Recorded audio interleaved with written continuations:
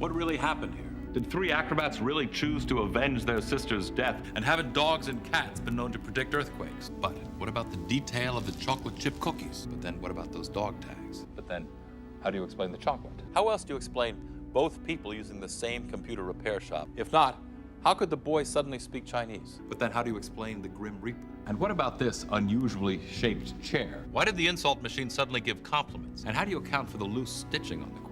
Was Jocelyn really cursed by the beautician? If so, how do you explain the doll using the name Miss Robinson? But then, how do you explain the grease and screwdriver in the father's bed? If so, how did the men's room attendant know so much about Artie? But then, how could he have possibly known about the children's playground? If so, how did he get the gift back? But then, who murdered Professor Wainwright? And how do you explain the pen? And how do you explain the fact that the box fell at just the right time? How do you explain the smudge on the phrenologist's head? But who was Elmo P. Middleton? Did the spirit of Abraham Lincoln actually seize hold of Senator Quigley and force him to tell the truth?